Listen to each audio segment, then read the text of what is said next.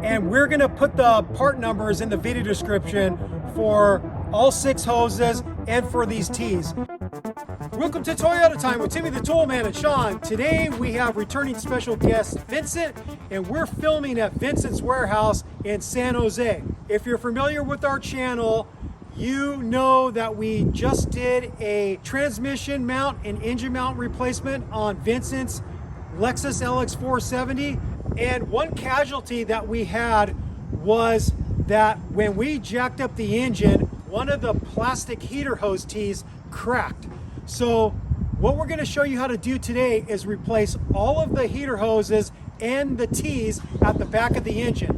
One modification we're going to do for this job is we are not going to use plastic tees. We're going to use a metal tee in replacement, which is going to be a lot better over the long haul because metal isn't going to fatigue like plastic will over the heating and cooling cycles of the engine. For this job, we are going to remove the front tires so we can have easier access through the wheel wells to get to the block drains on either side of the block. So right now we have the front end jacked up, supported on 6-ton jack stands, and we're going to get the wheels on.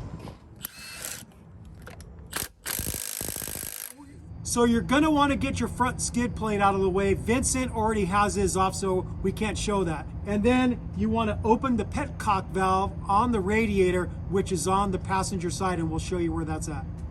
The petcock valve is right here. I'm going to twist it lefty-loosey and open it up. Vincent has this Nipix channel lock wrench. It's smooth jaws, so I'm going to break this free. The last guy who worked on this really cranked this tight. Okay, and then open it up and let it drain. We're gonna take the radiator cap off, and that will expedite the draining because it will vent air. All right, you get the idea. We're gonna let this drain for a little bit. So you can see how much coolant we drained out into this 18-quart container, and that's gonna be plenty. And now what I'm gonna show you is where the block drains are on each side of the engine. We'll start with the driver's side. Vincent has the camera pointed at the block drain right now, and it's behind a heat shield that's right behind the engine mount bracket. And we have this hose connected to it because there's a nipple that you could slide the hose over to be able to drain it out into your catch container. I'll slide it off to show you what that looks like. So you can see that nipple that we have the hose slid over. So this is the heat shield that I was talking about, and this is the engine mount bracket. So this gives you another vantage point of where that block drain is on the driver's side. The size of the block drain bolt is a 10 millimeter, and this is what I'm using to get in there. I'm using a couple wobble extensions connected together, and then I have this 10 millimeter universal. This is a universal joint and socket in one. So I'm gonna crack that loose, and we're gonna drain some of the coolant out on the driver's side of the block. And you can see the coolant draining out. It went down to a dribble, and I tightened up the block drain with the same tool combo. I just went by feel. I'm sure there's a torque spec for that, but all you gotta do is snug it up nice and tight and call it a day. If I can find a torque spec for it, I'll put it in the video description. But at some point, it will be advantageous to you if you could learn how to tighten fasteners without breaking them or them stripping or they fall off. Use your torque elbow or that German spec of good and tight, and a lot of times you won't even have to rely on a torque wrench. So now we're gonna jump over to the passenger side, and I'll show you where that block drain's at. We're looking in from the passenger wheel well, and you can easily see the block drain. You got the bolt here, and you got the drain pipe right there. So I'm gonna get that same hose slid over there, and then I'm gonna get onto that with my 10 millimeter universal socket and break it free. Okay, I'm on it with my ratchet and extension and socket combo, and I'm gonna break it free. And we've got some coolant coming out on this side. Maybe not as much is going to come out on this side because I already thoroughly drained the passenger side of the block, but we're going to let this drain for a while too. So a fair amount is coming out of this passenger side of the block. My thinking was incorrect, that because I first drained the driver's side, not much would come out of the passenger side, but quite a bit is coming out. So definitely drain both of the block drains. All right, it's finished draining on the passenger side, and I'm gonna lock off the block drain. Okay, and that's good and tight. Now that we have a sufficient amount of coolant drained from the system, we're gonna start replacing the heater hoses and the heater hose tees. Another benefit of taking the front wheels off, especially if you have a lifted rig like Vincent does, is we can now jack up underneath the frame and lower the jack stands and get the front of the rig much lower to the ground, so it's easier for us to be able to lean over the top of the engine to get to the firewall where all those hoses are at. So we're gonna get that done and we'll come back. So because Vincent has an aftermarket bumper and it's pushing me out a little bit further, I'm gonna be kneeling right up on top of the front of the engine. And Vincent had a really good idea. He has a workout mat that's nice and cushy, so I'm not really digging my knees and shins into this front support here. So this is a nice thing to have if you're gonna be doing it the same way I'm doing it. One thing I wanna show you is while you're kneeling in this area, be very careful not to accidentally put weight on the reservoir nipple, because you'll snap it off. And the reason why I know this is because I've done it on a 3rd generation 4Runner, accidentally putting pressure on this, and I snapped it off. And my buddy Way was able to JB weld it back on there, but we were leaning over the engine for a long time doing a valve adjustment, and that's what happened. So I wanted to give you a warning about that. So now I'm gonna jump up on top of the engine and we're gonna start replacing these hoses. The first hose I'm gonna try to break free is this one that's on the passenger side. And I'm gonna use a long set of needle nose pliers and compress the constant tension clamp and slide it up the hose. I'm gonna give it a little twist with my hand. Actually, I'm gonna get this out of my way a little bit so I don't tearing up my hand grabbing there.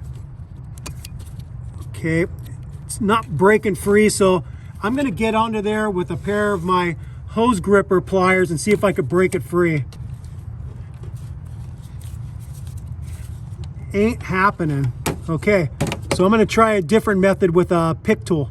I have this hose pick tool, and you can see how it goes back on itself, and that should enable me to get in between the hose and the fitting. Okay, I'm in there. I'm gonna work it around. Okay, that should be pretty loose now. Yep, I could pull it off with my hand. And now I'll work on the next one. Let's see which one I'll go for. You know what? I think I'm gonna take some advice from Vincent, and what I'm gonna do is I'm gonna cut this hose and this hose to isolate the T, and then this way I should be able to get a better access by folding the T down to get to the clamp at the firewall. So I'm gonna just slice this off. Then I'm gonna slice it off right here. See, now I could tuck the fitting down and then have easier access to that back hose clamp. I'm gonna use the same long needle nose pliers and compress that constant tension clamp and slide it back. And it's always worth a try to see if you could break it free with your hand, but no such luck. I'll try with the hose gripper pliers first, but I might have to go to the hose pick tool.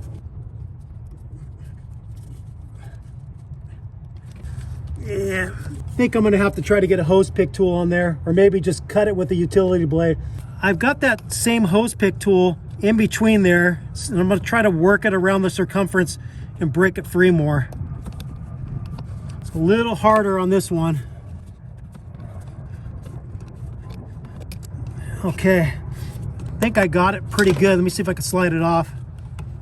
Yep, and there's still some coolant in the heater hose going back to the rear heater. I'm gonna see if I can get this last section of hose free of the firewall. I'm gonna use a shorter needle nose pliers.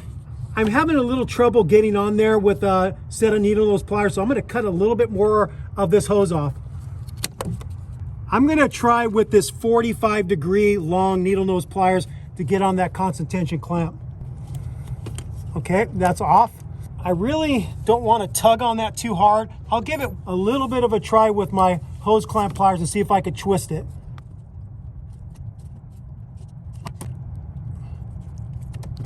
There we go. See if I can pull it off now.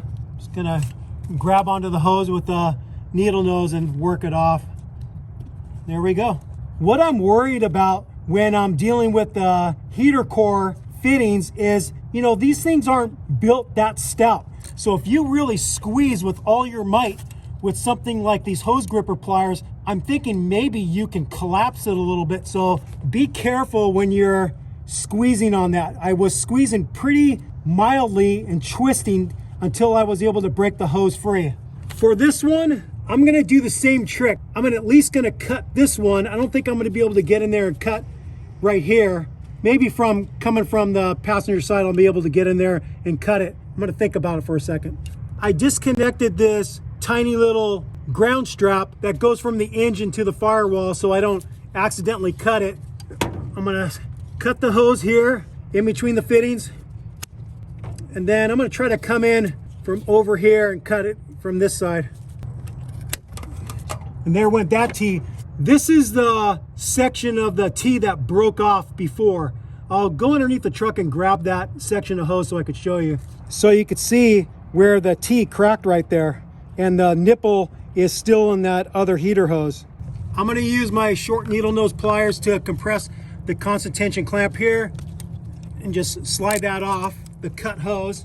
And then I'll use my hose gripper pliers to twist it and break it free, hopefully. There we go, it's broken free.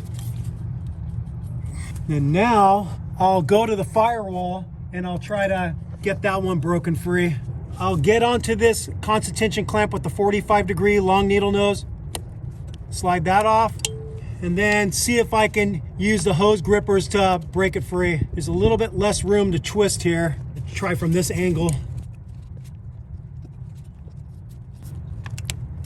There we go. It's loose. Now I'll grab onto it with the needle nose and see if I can pull it off. There we go. And then now I'll work on the final one. I'm gonna use the same 45-degree needle nose, compress it, work it up the hose. I don't think I'm gonna be able to get that with the hose gripper, so I'm gonna try this one again. But actually, I have a longer version of it. I'm gonna use the longer one.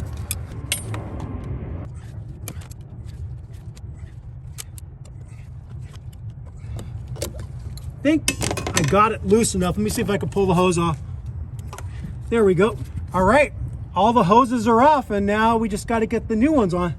So you saw me use the technique of cutting the hoses to help facilitate the removal of the old hoses. What I suggest is you do what Vincent did before we started this job, and he matched up the hoses that he bought with their respective sides, so we knew which set of 3 hoses went on the driver's side and which set of hoses went on the passenger side fittings. And this is so you don't get confused as to what hose goes where. So here's the 2 hose combos with the metal T's, and we're gonna put the part numbers in the video description for all 6 hoses and for these T's.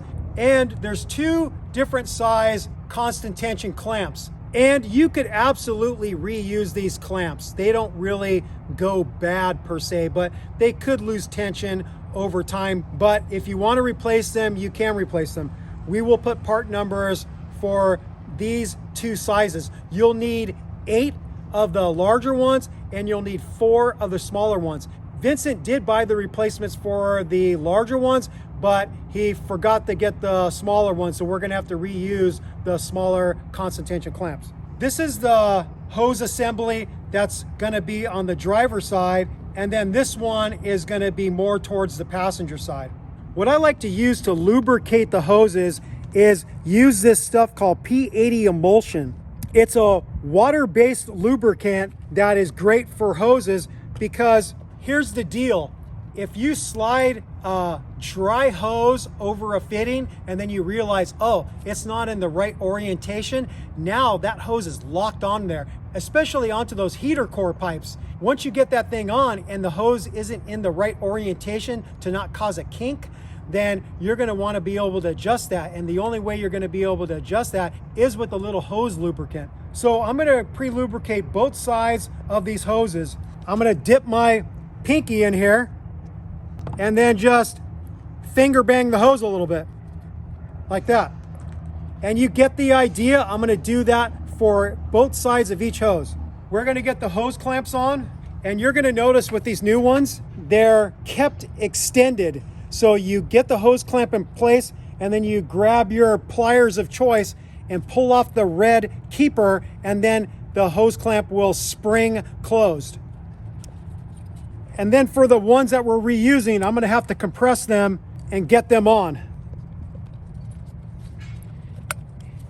And when you're getting these on, you're going to want to get the constant tension clamps in a orientation for the future, so you can easily get onto there with your needle nose, pliers, or whatever other tool you're using. Orienting the release mechanism for the constant tension clamps is really important, so you can have an easier time if you ever have to replace a hose.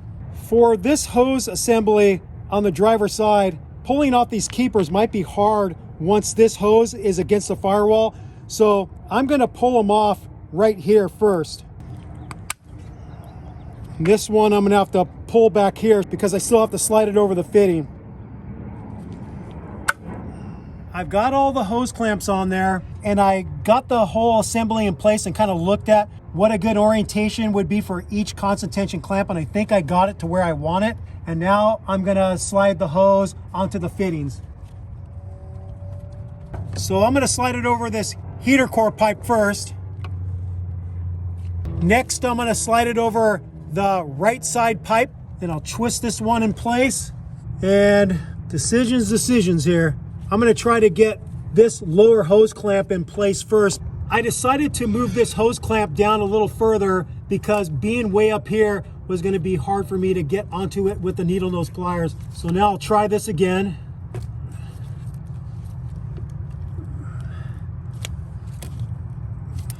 Now I think I should be able to get on there easier. I finally have that lower hose clamp oriented the way I want it to be able to have an easier time getting access to the release mechanism, and that's pointing towards the passenger side. So go down here and get onto it and slip it down the hose.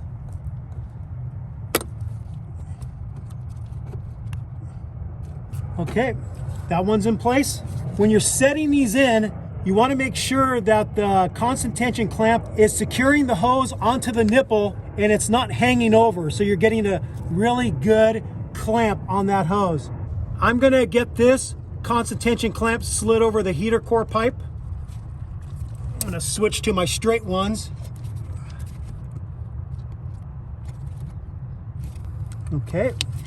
And then I'm going to finally slide this hose over the nipple that goes to the engine. And I'll get that constant tension clamp in place.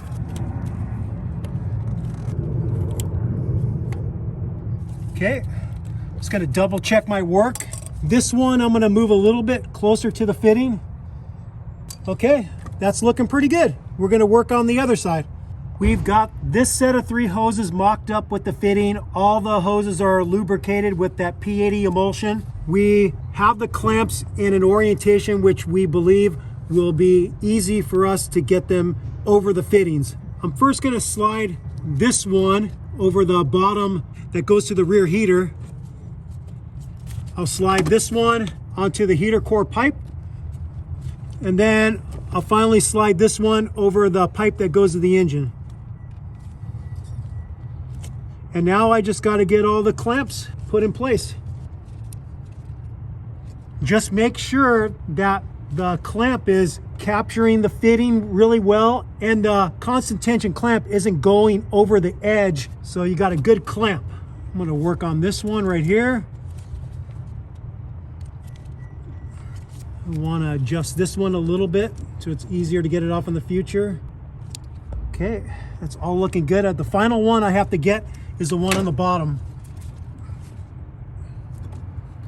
Okay, that looks good. So we're giving you a final shot what the final product looks like. So if you need a visual reminder when doing your job, if you get confused, okay, you've got a good look at the hoses. And now what we're gonna do is we're gonna jack up the vehicle and get the vehicle back on its tires. We've got the tires on, and now we're gonna start filling the system with coolant again. I have my Lyle spill-free funnel with a bunch of different fittings and caps that you can use to refill your system. So I already figured out the adapter and the cap that are gonna work. So you put the adapter in first with the gasket side down, and then you get the cap on and cinch it down. And you should have a tight fit. And then you put the spill-free funnel in. For Vincent's application, his coolant is nearly brand new, so we're reusing it. So if you are in the same situation as Vincent and your coolant is pretty new, go ahead and reuse it. But if it's been some time since you've renewed it, then go ahead and put some fresh coolant in. And the proper coolant for this is a 50-50 mix of the Toyota Red Concentrate with distilled water. So before you start pouring coolant back in, make sure that you close the petcock valve at the bottom of the radiator, and make sure you tighten both block drains. So I'm just gonna pour all this coolant back into the system.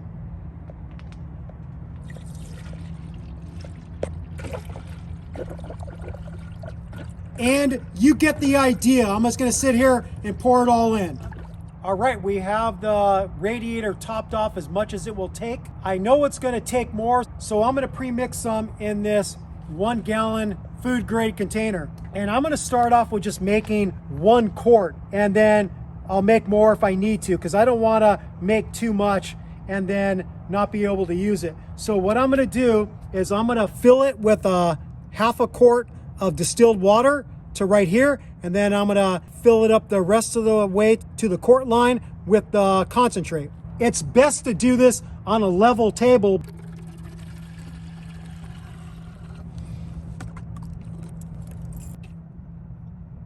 Okay, we have a quart of 50-50 mix, and now we're gonna start the engine.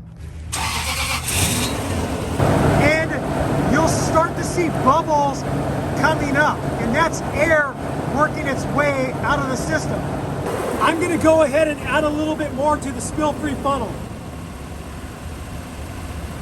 I'm gonna have Vincent turn the heater to full hot, and that's gonna open up the heater control valve to get the coolant cycling through the heater core and also to the rear heater.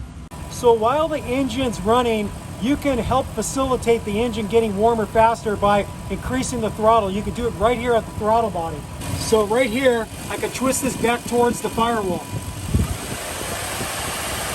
And then you can see bubbles coming up.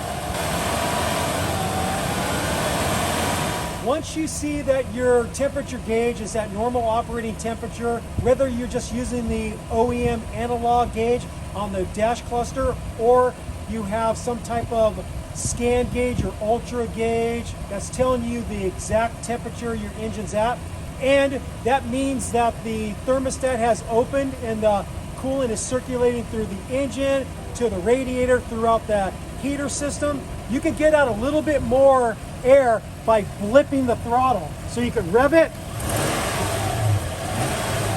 and you'll most likely see more air coming up into your spill-free funnel. But once you get tired of doing that a bunch of times, at some point you just have to call it good, because you really don't see much more air working its way out. So we are at that point. We're gonna shut off the engine, and then we're gonna transfer what's left in the funnel to the reservoir. So the way this spill-free funnel can be spill-free is when you're ready to take it off, you wanna squeeze the upper radiator hose and push some of the coolant from the radiator up into the spill-free funnel. So you're gonna see some coolant glugging up when I squeeze it. Now I'm gonna hold the radiator hose collapsed and then put the plunger in. and release the radiator hose. Now, that should allow me to pull this up and not spill any coolant, just like that. And then I'm gonna transfer this over to the reservoir. And I'm gonna top it off to the top line, the full line, or the hot line.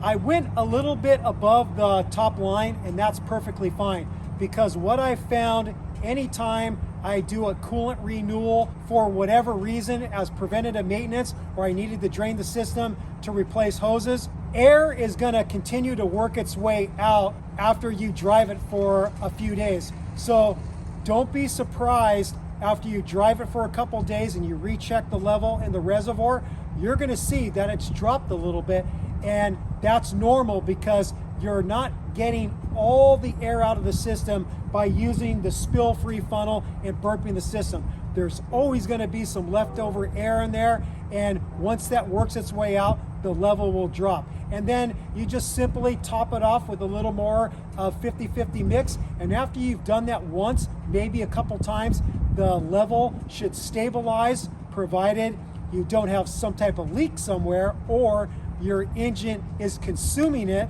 like you have a cracked head or a head gasket problem, and then you should be good to go. All right, we're all done with the job of replacing all the heater hoses and the T's at the back of the engine. As you saw, it's not very difficult because there's quite a bit of room at the back of the engine. Now, one thing that I do want to mention is because I cut the hoses to make it easier for me to remove the old hoses, the downside to doing that is now you no longer have some old hoses as trail spares, because what I like to do with a lot of these old parts I pull off of vehicles is, if it's for myself, then I will keep the hoses and put it in a bin, and then if I blow a hose way out in BFE, then I'll have the hose to replace it out in the field. If I don't have the hoses with me, now it's a situation of maybe taking some type of tape, and hopefully you could tape it good enough to be able to get off the trail and get to a place where you can replace that hose. So if you want to spend a little bit of extra work to get the hoses off without cutting them, that's not a bad way to go. With all that said, we thank you for watching Toyota Time with Timmy the Toolman and Sean, and special guest Vincent. Thank you for watching. Thank you for subscribing. If you haven't subscribed yet, I don't know what you're waiting for. Click on that subscribe button, and also click on that notification bell if you'd like to be notified when we put up new content on our channel, which we are always putting up very helpful and sick mods kind of content, so don't miss out. Peace out, happy wrenching, bye-bye.